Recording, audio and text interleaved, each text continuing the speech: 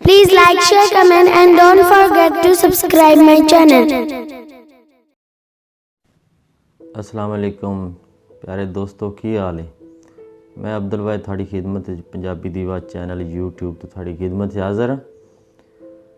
मैं अज एक चंद शेर नौजवानों वास्ते खास तौर पर लिख के लाया जेड़े नशे की बुरी आदत या कोई भी साडे मुआशरे का फर्द इस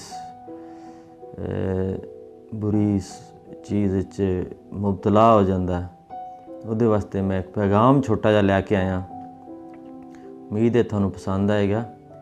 लिखिया कि नशा ना करो, नशा ना करो, ज़िंदगी बहुत प्यारी है।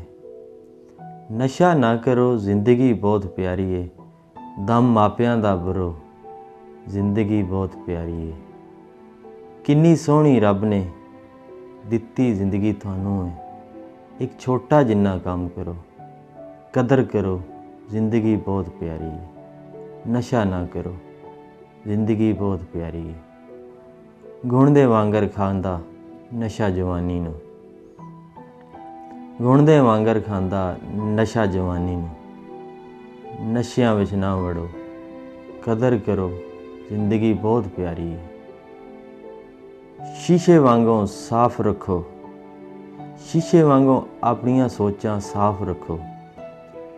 बिन मौत दे जलियो ना मरो, कदर करो, ज़िंदगी बहुत प्यारी है।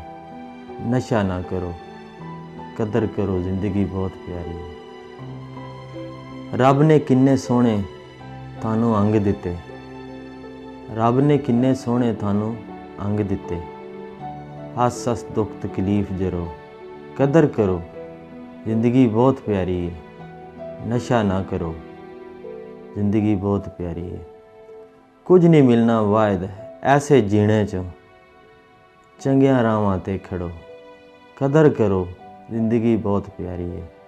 नशा ना करो, ज़िंदगी बहुत प्यारी है। दम मापियां दा भरो, ज़िंदगी बहुत प्यारी है। अगे मैं रूटीन वाइज लिखता हूँ जेडे शेर अच्छे जे वो थानू मैं सुना देना कि तैनू चाहण दी ऐनी सज़ा मिल गई, तैनू चाहण दी ऐनी सज़ा मिल गई। मैं आप तो आप जुदा होया, तू कमलिया आका नू बदली सी, मैं तेरे ते फिदा होया। तू ऐना दस दे कसूर कीए, दस मैनू ज़रूर कीए।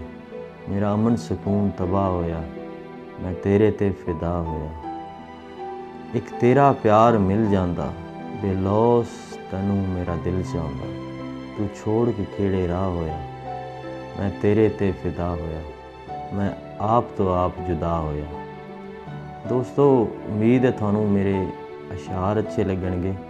मैं शुक्रगुजार हाँ तुहाडा सब दा कि तुसी मेरी वीडियो नू पसंद करदे हो, मेरे शेर लिखे नू पसंद करदे हो। मैं मिलदे हाँ थानू अगली वीडियो विच। तब तक वास्ते अल्लाह हाफिज़।